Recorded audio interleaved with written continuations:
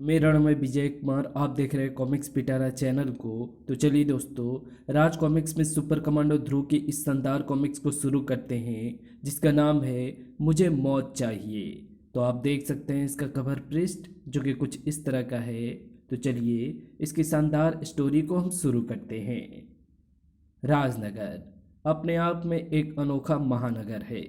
इसके एक तरफ तो लहरों से लहराता समुद्र है, तो दूसरी तरफ चिलचिलाती धूप से दहकता रेगिस्तान। इस रेगिस्तान के ऊपर जब सूरज चमकता है तो दूर दूर तक कोई भी जीव जंतु दिखाई नहीं पड़ता है, क्योंकि इस धूप को तो पत्थर भी सह नहीं पाते हैं। लेकिन फिर भी इस कड़कती धूप में एक बूढ़ा आदमी तपती हुई रेत पर पैरों के निशान छोड़ता हुआ राजनगर की तरफ बढ़ रहा था। और राजनगर में एसएसपी साहब शहर में घट रही आतंकवादी घटनाओं से चिंतित थे। हम जानते हैं ध्रुव कि ये वारदातें कौन कर रहा है, लेकिन हम उनको पकड़ नहीं पा रहे हैं। ऐसा क्यों सर? क्योंकि ये खतरनाक हत्यारे इस शहर में कहाँ छिपे हुए हैं ये हम नहीं जानते, और ये इतनी शीघ्रता से आतंकवादी हरकतें करके भागते हैं कि इनका पीछा कर पाना बहुत मुश्किल होता है।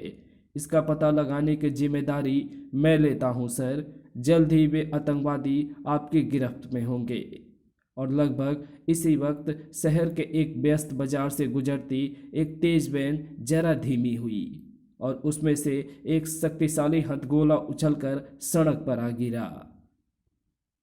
ये तो बम है, भागो! ये जरूर उन आतंकवादियों का ही काम है।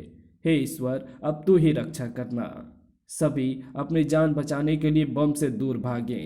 पूरे बाजार में भगदड़ मच गई, लेकिन भीड़ होने के कारण भागने का रास्ता भी नहीं था। ऐसे में एक बूढ़ा आदमी जिसके कपड़ों से रेत जैसे चू रही थी बम की तरफ बढ़ा, और उसने बम को उठा लिया।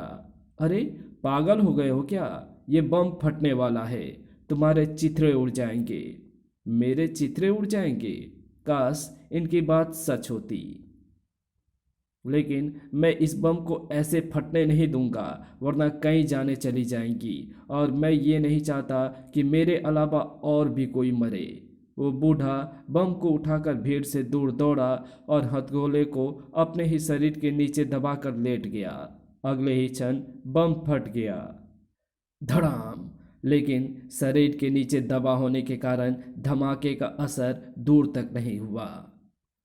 ये तो बेहोश हो गया। हाँ, लेकिन आश्चर्य है, इसके शरीर पर तो कहीं खरोच तक नहीं आई है। फिर भी इसको अस्पताल तो पहुंचाना ही होगा। इसने अपनी जान देकर हमारी जानें बचाई हैं। आतंकवादी भी ये दृश्य देख रहे थे। देखा जग्गा, हमारे कम से कम 50,000 रुपये पानी में चले गए। हाँ यार, हमको इस बम से मरने वाले इस आदमी पर 5,000 रुपये मिलते। हाँ यार, हमको इस बम से मरने वाले हर आदमी पर 5,000 रुपये मिलते, और कम से कम 10 तो मरते ही मरते। लेकिन इस कमीने बुढ़ऊ ने हमारे स्कीम चौपट कर दी। सबसे पहले इसी को ठिकाने लगाना पड़ेगा। लेकिन भीड़ तो उसे अस्पताल ले जा रही है, उस एम्बुलेंस के पीछे चलो। इस घटना की सूचना ध्रुव तक भी पहुंच गई थी, और वो उस बूढ़े से मिलने अस्पताल तक आ पहुंचा था।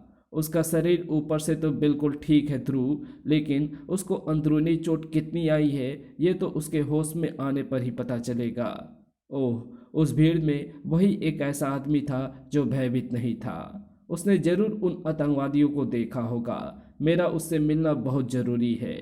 आई एम सॉरी, वैसे भी अभी वो होश में नहीं है। हम उस पर पूरी वाच रखे हुए हैं ध्रुव। उसके होश में आ जाने के बाद ही कुछ कहा जा सकता है कि वो बचेगा या नहीं। वैसे मुझे उम्मीद कम है। सुना हीरा, अभी हम उसके अपने आप मरने का इंतजार करते हैं। कम से कम 5,000 तो मिलेंगे ना? एक आश्चर्य की बात और है ध्रुव, बम के धमाके से उस बूढ़े की खाल इतनी सख्त हो गई है कि जब हम उसे इंजेक्शन लगाने लगे तो सुई ही टूट गई। लेकिन ऐसा कैसे हुआ ये तो शायद कोई वैज्ञानिक भी नहीं बता पाएगा। लेकिन ऊपर इमरजेंसी वार्ड में भर्ती उस बूढ़े को धीरे धीरे होश आ रहा था, और जैसे ही सुबह की सफ़ेदी आसमान पर छानी शुरू हुई, वो बिस्तर से उठकर बैठ गया। उसके कपड़े सामने ही टंगे थे। उसने कोट के अस्तर के अंदर से कुछ निकाला, फिर वो चुपचाप बाहर निकला। चारों तरफ सन्नाटा था। वो सधे हुए कदमों से रिसेप्शन पर पहुंचा। उसने सोती हुई रिसेप्शनिस्ट के खुले हाथ में कुछ रखा और बाहर के दरवाजे की ओर बढ़ गया। ये क्या? ये तो वही बुढ़ा है। अरे हीरा, उठ। क्या आफत आ गई है बे? उधर देख, कहीं मैं सपना तो नहीं देख रहा हूँ। नहीं, ये तो वही बुढ़ा है, जग्गा। लेकिन ये रातों रात ठीक कैसे हो गया? यानी हमारे 5 शहर भी गए? अरे नहीं, इसको उतनी चोट नहीं लगी होगी जितनी हम समझ रहे थे। पर इसको अपने मामले में टांग अड़ाने के लिए सबक तो सिखाना ही पड़ेगा। आओ। और उसके कुछ मिनटों के बाद ही ध्रुव भी अस्पताल आ पहुंचा। डॉक्टर साहब, उस बूढ़े मरीज के क्या हाल हैं? आओ देखते हैं। अभी थोड़ी देर पहले तक तो वो बेहोश ही था। अरे, ये रिसेप्शनिस्ट तो सो रही है, और इसके हाथ में ये सोने का सिक्का और चीट कैसे रखी है? इस पर तो लिखा है रूम नंबर 107 का पेमेंट। ये तो उसी बूढ़े के कमरे का नंबर है। आखिर ये चक्कर क्या? डॉक्टर, 107 का पेशेंट अपने कमरे में नहीं है। असंभव। वो मरीज चलना तो दूर, हिलने की भी हालत में नहीं है। एक असंभव चीज और देखिए, ये खरे सोने का सिक्का लगभग 300 साल पुराना है, और वो मरीज ऐसे दुर्लभ सिक्के से अपना बिल अदा कर रहा है। लगता है कि कोई उसका अपहरण करके ले गया है। अगर ऐसा है तो वे लोग अभी ज़्यादा दूर नहीं गए होंगे। मैं अभी उनको पकड़ता हूँ। उधर दोनों आतंकवादी अपने शिकार को घेर चुके थे। क्या चाहते हो तुम लोग? ओह, तुम दोनों तो वही हो जिन्होंने भीड़ पर बम फेंका था। बड़ी तेज नजर है बुड्ढे की। जग्गा, लगता है तुम दोनों मुझे मारना चाहते हो, है ना? दिमाग भी तेज है बुड्ढे का, तो कोशिश करो मुझे मारने का। हीरा का चेहरा एकदम से कठोर हो गया। मारना तो पड़ेगा ही बुढ़ऊ। खच। विदेशी सरकार हमें फ्री के पैसे नहीं देती है। और इस बार जग्गा के चेहरे पर आश्चर्य तथा भय के भाव उभर आए, क्योंकि चाकू का स्टील का मजबूत फल बुरी तरह से मुड़ गया था। और ठीक इसी वक्त ध्रुव भी वहां पर पहुंच गया। ये तो वही वृद्ध लगता है, और उसके साथ 2 आदमी भी खड़े हैं। लेकिन ये दोनों उस पर हमला क्यों कर रहे हैं? इसका मतलब है कि ये जरूर वही आतंकवादी हैं, और ये उस बूढ़ों को जान से मारना चाहते हैं। जग्गा, ध्रुव। पलक झपकते एक आतंकवादी ने अपना साल उतार फेंका। घबरा मत हीरा, आज इसकी मौत इसको यहाँ पर खींच लाई है। और उसकी उंगली शॉल के अंदर छिपी स्टेन गन के ट्रिगर पर दम गई। ऑटोमेटिक स्टेन गन से गोलियों की बौछार ध्रुव की तरफ लपकी। तर तर तर तर तर। लेकिन वे गोलियां ध्रुव तक नहीं पहुंच पाई। आतंकवादियों को दूसरा मौका नहीं मिला। धाड़। किस्मत ने आज ध्रुव को यह सुनहरा मौका दिया था।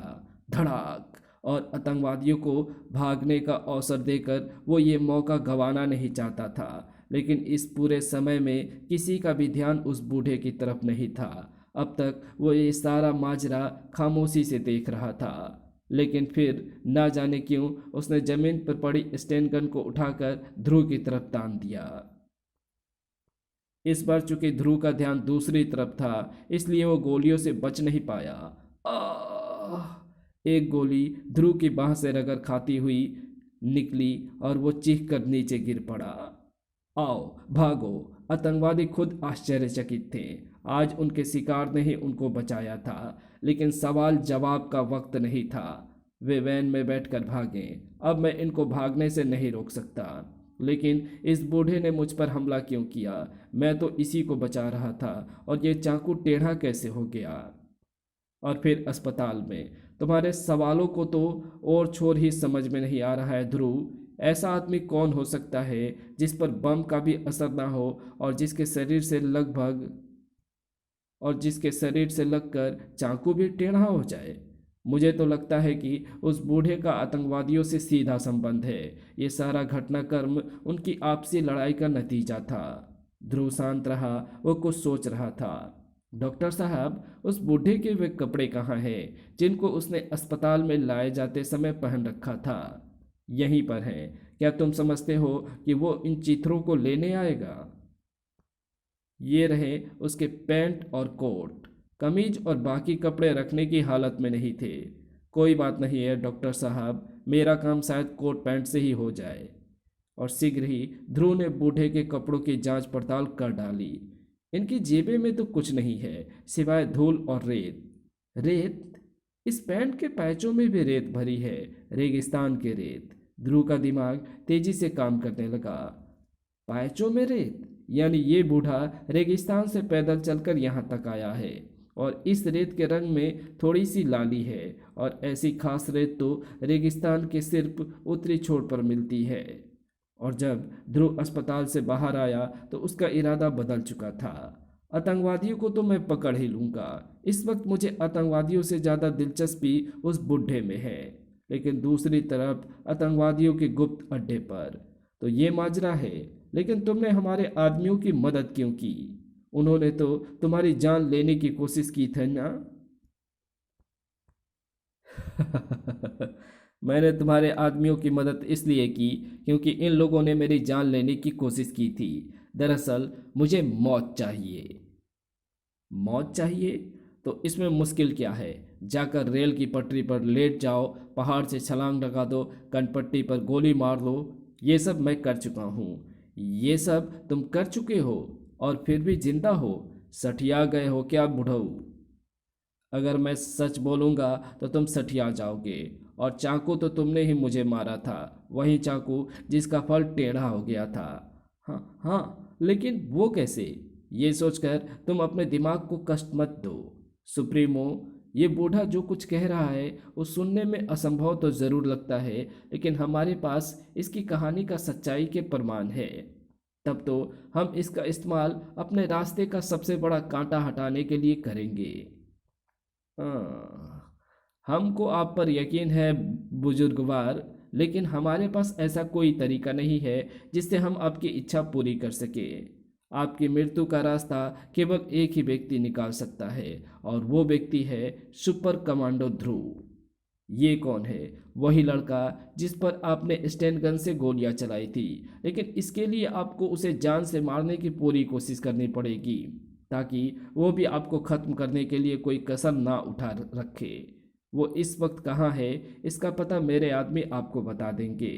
इसी समय ध्रुव रेगिस्तान के उत्तर की तरफ बढ़ रहा था। यही एक वर्ग किलोमीटर का इलाका लाल रेत वाला है। वो रहस्यमय बूढ़ा जरूर यही कहीं से आया होगा, लेकिन कहाँ से? यहाँ से दूर दूर तक यहाँ से तो दूर दूर तक केवल रेत। नहीं, वो रहा रेगिस्तान के अंत में एक महलनुमा मकान। वो बूढ़ा जरूर यहीं से आया होगा। कुछ देर बाद ही ध्रुव उस प्रभावशाली इमारत के प्रांगण में खड़ा था। ये इमारत तो मुगल काल की लगती है, पर इसमें जरूर कोई अभी भी रहता है, वरना ये महल अब तक खंडहर में तब्दील हो गया होता। इस पत्थर पर उर्दू में किसी का नाम भी लिखा है, लेकिन इसके शुरुआत के अक्षर मिट गए हैं। सिर्फ रूह पढ़ने में आ रहा है। इसमें रहने वाले का नाम ज़रूर मजरूह या ऐसे ही कुछ होगा, लेकिन मैं तो उसको रूह ही कहूँगा। इतने पुराने मकान में तो कोई रूह ही रहती होगी। खैर, यहाँ खड़े रहने से कुछ नहीं होगा। अगर यहाँ से कोई जानकारी मिलनी है तो वो इस इमारत के अंदर से ही मिलेगी। ध्रुव ने इमारत के अंदर कदम रखा और वो आश्चर्यचकित रह गया। वाह, क्या आलीशान महल है! ये जरूर उसी बूढ़े रूह का महल है। दीवारों पर टंगी उसके पूर्वजों की तस्वीरों की शक्लें भी बूढ़े से काफ़ी मिल रही है। यानी मैं सही स्थान पर पहुंच गया हूँ। लेकिन यहाँ पर तो कोई भी नहीं। ओह! तभी अंदर से उड़ता हुआ एक विशालकाय चमगादड़ ध्रुव से आ टकराया और ध्रुव उससे बचने की कोशिश में एक तस्वीर से जा लड़ा। ये चमगादड़ था या चील? अरे वाह! ये चित्र तो उस बूढ़े के मुगल काल के किसी पूर्वज का लगता है। इसकी शक्ल भी बिल्कुल रूह जैसी है। यहाँ तक कि इसकी ठोड़ी पर भी वैसा ही तिल है जैसा रूह के ठोड़ी पर है। और ये दूसरा चित्र इस पूर्वज के शायद अगले वंश का है। तब तक शायद अंग्रेज भी काफ़ी फैल गए थे। लेकिन लेकिन इसकी ठोड़ी पर भी वैसा ही तिल है, यानी। और तभी ध्रुव के दिमाग में एक आश्चर्यजनक विचार कौंधा, यानी ये सब एक ही आदमी की तस्वीरें हैं। तीन आदमियों की शक्लें तो एक जैसी हो सकती है, लेकिन तीनों के एक ही जगह पर तिल नहीं हो सकता। आखिर ये चक्कर क्या है? ये वो चक्कर है ध्रुव, जिसमें मैं पिछले 300 सालों से घूम रहा हूं। तुम, हाँ, तुम सही समझे।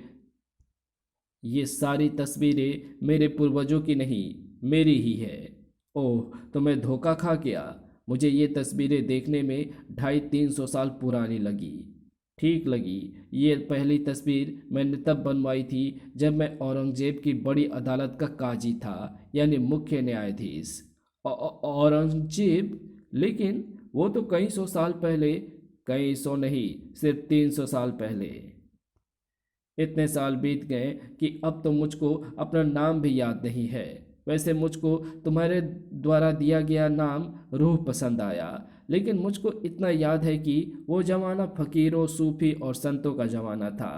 ये लोग उस वक्त तादाद में इतने ज़्यादा बढ़ गए थे कि असली और भिखारी में फ़र्क करना भी मुश्किल था। और फिर मैं भी अपने काजी होने के नशे में चूर रहता था। एक रात बादशाह सलामत के महल से दावत खाकर लौटते लौटते रात का दूसरा पहर भी बीत गया था।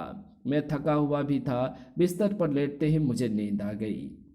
लेकिन थोड़ी ही देर में सुबह हो गई और एक फकीर मेरी खिड़की के नीचे से गाता हुआ गुजरा। मेरी नींद टूट गई। गुस्से के मारे मेरे दिमाग ने काम करना बंद कर दिया। मैं चिल्लाया, सिपाहियों, इस नामुराद को पकड़कर मेरे सामने लाओ। जो हुक्म काजी सरकार। थोड़ी ही देर में मेरे सिपाही उस फकीर को पकड़कर मेरे सामने ले आए। क्यों रे भिखारी, इतनी जोर से क्यों गा रहा था? पता है, तेरे गाने से हमारी नींद टूट गई। तो इसमें क्रोध कैसा है बंदे? सुबह का वक्त तो जागने का ही होता है। उसके जवाब ने मेरे गुस्से को और भड़का दिया। जुबान लड़ाता है बदबख्त, इसकी गर्दन धड़ से जुदा कर दी जाए। पर मेरा कसूर क्या है? तेरा कसूर ये है कि तूने हमारी नींद में खलल डालने की ज़रूरत की है। तू काजी है, इसलिए तू समझता है कि ज़िंदगी और मौत का फैसला तू ही करता है। तू समझता है कि मौत सबसे बड़ी सज़ा है। लेकिन जा, आज से मैं तुम्हें ज़िंदगी की सज़ा देता हूँ। जाकर जी, और तब तक जीता रहा जब तक तुझमें इंसानियत ना आ जाए। जिस दिन तू सच्चे दिल से किसी पर इंसानियत लुटाएगा, तुझे इस जिंदगी के नर्क से छुटकारा मिल जाएगा। सिपाहियों, सुन क्या रहे हो? हमारे हुक्म की तामील हो। सिपाहियों की तलवारें उठी और उस फकीर का सिर जमीन पर आ गिरा। उस वक्त मैंने फकीर के साप को गंभीरता से नहीं लिया, लेकिन समय बीतने के साथ साथ फकीर का साप सच साबित होने लगा। मेरे सारे सगे संबंधी और दोस्त एक एक करके चल बसे। मेरा मन भी दुनिया से उचाट होने लगा। मैं अपनी मौत की प्रतीक्षा करने लगा, लेकिन मुझे मौत नहीं आई। कुछ साल बाद लोगों को मुझ पर शक होने लगा। तब मैं ये देश छोड़कर ईरान चला गया और ये अफवाह फैला दी कि मैं वहाँ पर शादी करके एक लड़का होने के बाद मैं मर गया। 50 साल बाद जब मैं वापस आया तो सबने यही समझा कि मैं अपना ही बेटा हूँ। ऐसा मैं हर 50 साल बाद करने लगा। धीरे धीरे यहाँ की आबादी उजड़ गई, हरियाली खत्म हो गई और यहाँ पर रेगिस्तान बन गया। इस दौरान मैंने मरने की हर संभव कोशिश की, लेकिन पोटेशियम साइनाइड जैसा जहर भी मुझ पर बेअसर रहा। अब तो मेरी खाल भी इतनी सख्त हो गई है कि गोलियां तक मुझ पर बेअसर है। और जिस बात से मैं भी आश्चर्यचकित हूँ वो ये है कि वक्त बीतने के साथ साथ मेरी शक्ति कम होने के बजाय बढ़ती ही जा रही है। श्रीमान रूह, मैं ये नहीं कह रहा कि आप सच नहीं कह रहे हैं, लेकिन फिर भी आपकी बात का यकीन करना मुश्किल है। और अगर ये बात सच है तो आप बम के धमाके से बेहोश कैसे हो गए थे? इस प्रश्न का उत्तर तो मुझे खुद नहीं पता। ऐसा मुझको पहले कभी नहीं हुआ। तो अब आप क्या चाहते हैं? मैं मौत चाहता हूँ, और मैं ये चाहता हूँ कि तुम मुझे किसी तरीके से मार डालो। परंतु मैंने तो आज तक किसी को भी जान से नहीं मारा है। लेकिन तुमको मुझे मारना होगा, वरना मैं तुमको मार डालूंगा। बूढ़ा सधे हुए कदमों से ध्रुव की तरफ बढ़ा, और अगले ही पल ये स्पष्ट हो गया कि बूढ़ा मजाक नहीं कर रहा था। आह! दूसरी तरफ आतंकवादियों के अड्डे पर। शाबाश हीरा, तुमने जो ट्रांसमीटर बूढ़े पर चिपकाया था वो बहुत सही काम कर रहा है। आह! अब ये गप्पी बूढ़ा हमारा रास्ता जरूर साफ कर देगा। लेकिन ध्रुव को अब बूढ़े की सारी कहानी सच लग रही थी। आह! ये ये इसके हाथ है या ठोस लोहे के टुकड़े? ये इसके हाथ हैं या ठोस लोहे के हथौड़े? लगता है कि ये वास्तव में मेरी जान लेने पर उतारू है। इसमें सचमुच आश्चर्यजनक ताकत है। मैं ताकत में इससे नहीं जीत सकता। बचने का सिर्फ यही एक रास्ता है कि मैं इसकी ताकत का इस्तेमाल इसी के खिलाफ करूं और फिर यहाँ से बाहर भागने का रास्ता देखूं। लेकिन इससे पहले कि ध्रुव दरवाजे से बाहर निकल पाता, भड़ाक! एक भारी मेज ने उसका रास्ता रोक लिया। अब ध्रुव के पास लड़ने के अलावा और कोई चारा नहीं बचा था। बूढ़ा फिर तेजी से ध्रुव की तरफ बढ़ रहा था। पहला वार ध्रुव ने ही किया। ओह, इसके पत्थर जैसे शरीर पर तो मेरा हाथ ही टूट गया, लेकिन बूढ़े पर कुछ असर नहीं हुआ। उसका अगला वार ध्रुव की गोली लगी। उसका अगला बार ध्रुव की गोली लगी बाह पर पड़ा और ध्रुव कर रहा उठा। पट्टी खून से तर हो गई। आह! जल्दी मुझे खत्म करने का रास्ता सोचो ध्रुव, वरना मैं तुमको खत्म कर दूंगा। बूढ़े ने ध्रुव की कमजोरी को भांप लिया था। उसका अगला गुस्सा भी ध्रुव के घाव पर था। आह! और इस बार पट्टी के साथ साथ ध्रुव की बाह भी खून के रंग से लाल होने लगी। ज्यादा खून निकल जाने से ध्रुव पर बेहोशी छाने लगी और वो लहराकर फर्श पर आ गिरा। ये क्या, ये तो बेहोश हो गया। मैं इस वक्त इसको कितने आराम से मार सकता हूँ, लेकिन नहीं। उन डाकुओं ने कहा था कि सिर्फ यही लड़का मेरे मरने का रास्ता ढूंढ सकता है। इसलिए अब मैं इसको मारने की बजाय वो काम करूँगा जिससे ये मुझे खत्म करने का रास्ता सोचने के लिए मजबूर हो जाए। बूढ़ा पलटा और तेजी से बाहर निकल गया। थोड़ी ही देर बाद वो बूढ़ा शहर की तरफ बढ़ रहा था, क्योंकि इस बार उसका निशाना ध्रुव नहीं, ध्रुव का शहर था। आतंकवादियों को ये योजना पसंद भी आई और नहीं भी। इस बूढ़े ने ये क्या किया? हमारे खास दुश्मन को जिंदा ही छोड़ दिया। लेकिन सुप्रीमो, अब तो वो वही काम करने जा रहा है जो हम हमेशा से ही करना चाहते रहते हैं, यानी इस शहर की तबाही। तुम ठीक कहते हो डिप्टी, लेकिन मैं ये सोच रहा हूँ कि बेचारा ध्रुव तो रेगिस्तान के बीच में बेहोश पड़ा है, तो क्यों ना हम उस बूढ़े के अधूरे छोड़े काम को पूरा कर दें। Good idea boss. Hira Jagga, तुम समझ गए ना कि तुम लोगों को क्या करना है? समझ गए डिप्टी। हमको रेगिस्तान के महल में जाकर वहाँ बेहोश पड़े ध्रुव को खत्म करना है। बस सुप्रीमो, हम यूं गए और यूं आए। और दूसरी तरफ बूढ़ा रू शहर के व्यस्तम इलाके में पहुंच चुका था। तबाही शुरू करने के लिए ये खूबसूरत जगह सबसे उपयुक्त है। उसने 25 फुट ऊंचे बिजली के मजबूत खंभे पर एक जोरदार ठोकर मारी। धड़ाक! और बिजली का खंभा टीन की पतली चादर की तरह बीच से मुड़कर सड़क पर आ झुका और सड़क पर आती सिटी बस पूरी गति से उस खंभे से आ टकराई। कड़ाक! रूह ने शहर के विनाश का सिलसिला शुरू कर दिया था। दूसरी तरफ रेगिस्तान के महल में ध्रुव को जब होश आया तब तक ना जाने कितना समय गुजर चुका था। तो उस बूढ़े ने मुझे जिंदा छोड़ दिया, लेकिन वो गया कहाँ? यहाँ तो वो कहीं नहीं दिख रहा है। खैर जाने दो, उसको तो मैं ढूंढ ही लूँगा। इस वक्त तो मुझे किसी डॉक्टर के पास जाना चाहिए। खून ज़्यादा निकल जाने से मुझे कमजोरी लग रही है। ध्रुव अपनी मोटरसाइकिल की तरफ बढ़ा ही था कि तभी उसके और मोटरसाइकिल के बीच में एक खंजर आ धंसा। खटाक! तुम दोनों यहाँ पर? इतनी कमजोरी में तो डॉक्टर भी बेड रेस्ट बताते हैं प्यारे। हम बड़े डॉक्टर हैं, इसलिए हम तुमको पूरा रेस्ट कराएंगे। बिना किसी पूर्व चेतावनी के स्टैन गन की नाल गोलियां उगलने लगी और ध्रुव की सारी कमजोरी पल भर में ही गायब हो गई। वो एक तरफ उछला और उसका हाथ खंजर पर जा पड़ा। वाह, मुझे फिल्मी स्टाइल से रोकने के चक्कर में इन्होंने खुद ही मुझे एक हथियार दे दिया है। स्टैन गन दोबारा चलने के लिए पल भर को खामोश हुई, लेकिन स्टैन गन दोबारा नहीं चल पाई क्योंकि उसी पल ध्रुव का हाथ घूमा। आह! हाय! और आतंकवादी के हाथ से स्टैंड गन छूटकर नीचे जमीन पर आ गिरी। ध्रुव के लिए इतना मौका बहुत था। वो अपनी मोटरसाइकिल की तरफ लपका। इस समय मैं सिर्फ अपनी ताकत के बूते पर इनका मुकाबला नहीं कर पाऊंगा। इसके लिए मुझको अपनी स्पेशल मोटरसाइकिल का सहारा लेना पड़ेगा। ध्रुव ने अपनी मोटरसाइकिल की स्पेशल हेडलाइट जलाई और रेगिस्तान की धरती पर एक दूसरा सूरज जल उठा।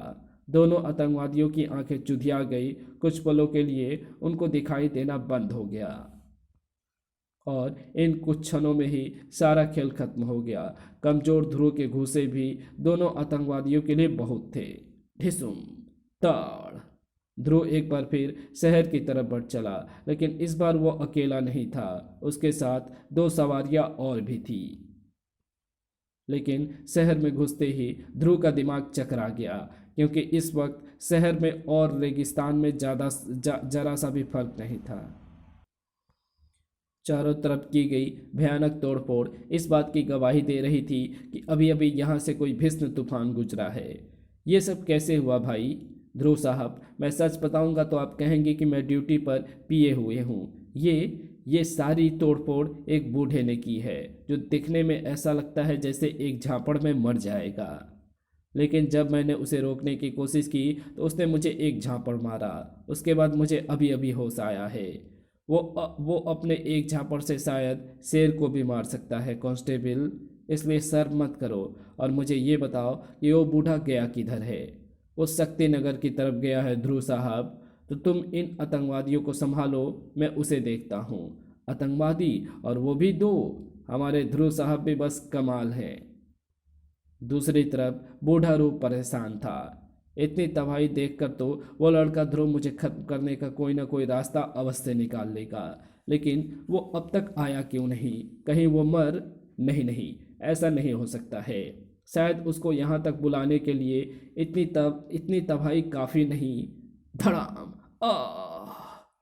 आहा, तो तुम आ गए। मैं आपसे ये प्रार्थना करने आया हूँ कि आप ये विनाश करने का विचार छोड़ दें और हमारे साथ बैठकर शांति से विचार विमर्श करें। इस तरह से आपकी कोई समस्या का हल इस तरह से आपकी समस्या का कोई ना कोई हल अवश्य निकल जाएगा। तभी पूरा वातावरण टैंकों की गड़गड़ाहट से गूंज उठा। ध्रुव, हमने इस शैतान को खत्म करने के लिए सेना से मदद मांगी है। तुम बीच में से हट जाओ। अच्छा, तो अब तुम लोग मुझ पर तोप चलाओगे? नहीं सर, इसको खत्म करना इतना इस समस्या का हल नहीं है। नहीं सर, इसको खत्म करना इस समस्या का हल नहीं है। हट जाओ ध्रुव, वरना ये मेरा तो कुछ नहीं बिगाड़ पाएंगे, लेकिन तुमको ज़रूर मार डालेंगे और तुम्हारे साथ ही मेरे मरने की उम्मीद भी खत्म हो जाएगी। फायर! भड़ाम भड़ाम। टैंकों से दो शक्तिशाली गोले बूढ़े के सीने पर आकर फटे।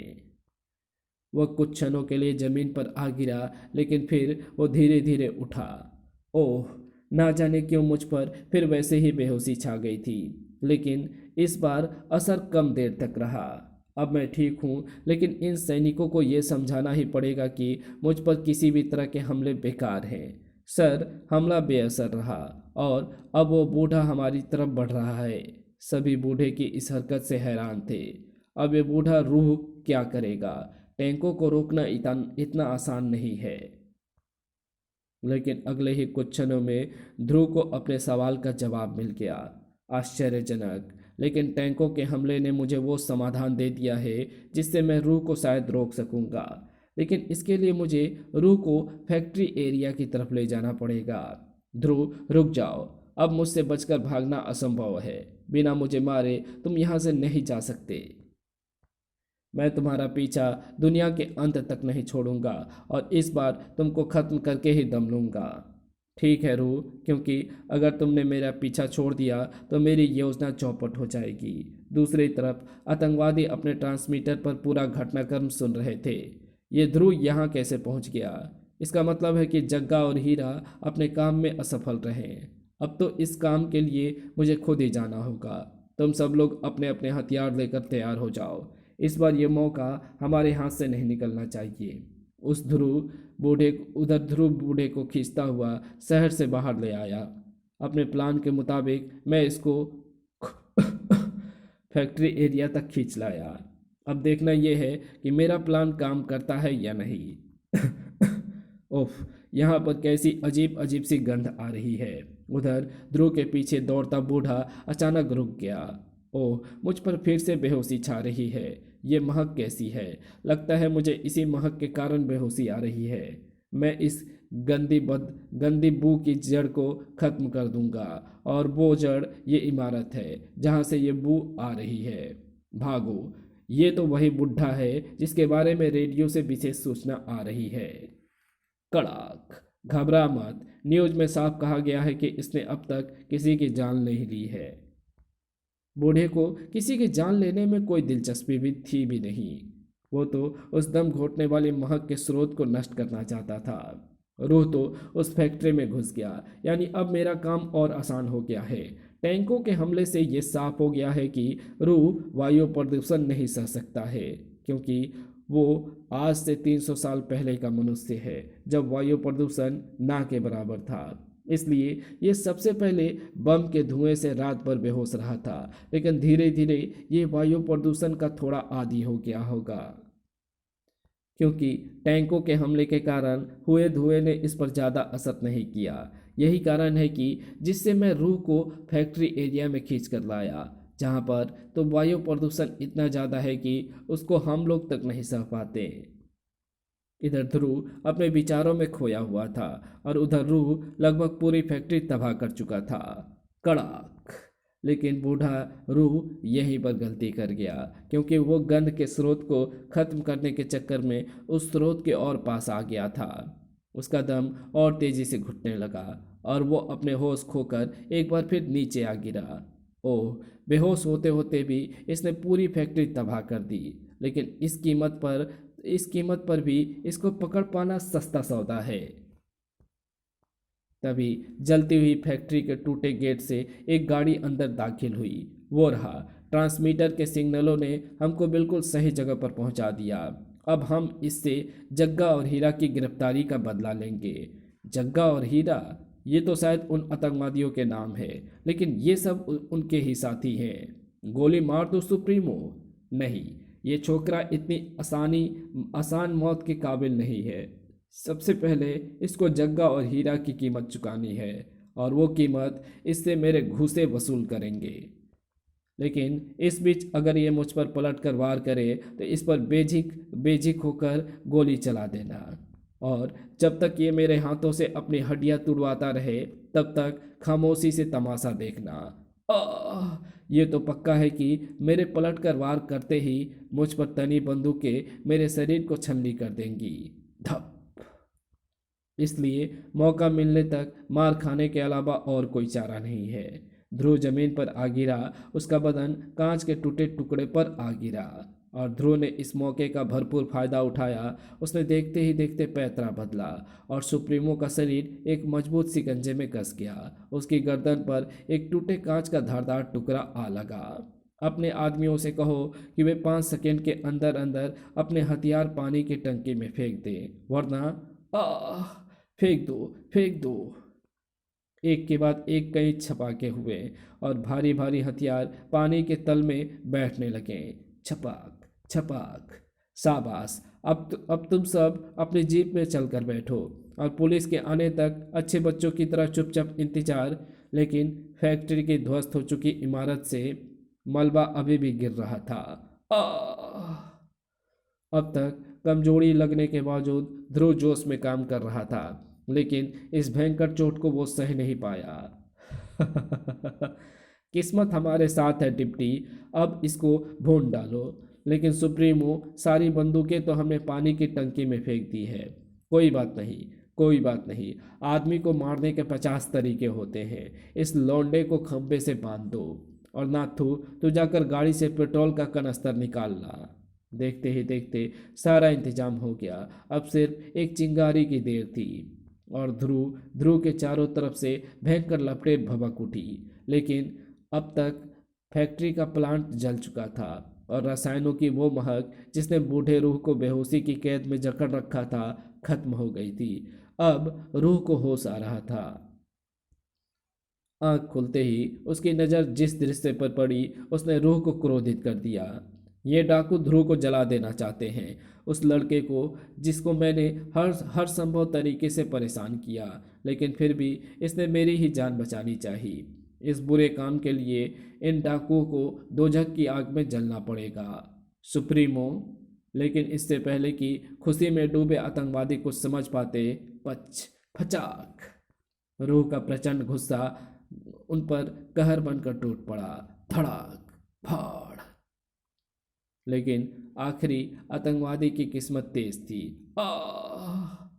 क्योंकि तभी ध्रुव की एक तेज कर्राह ने रूह का ध्यान अपनी तरफ खींच लिया। वो तेजी से ध्रुव की तरफ लपका। ओह, मुझे इस लड़के की जान बचाकर इसके एहसानों का बोझ उतारना ही पड़ेगा।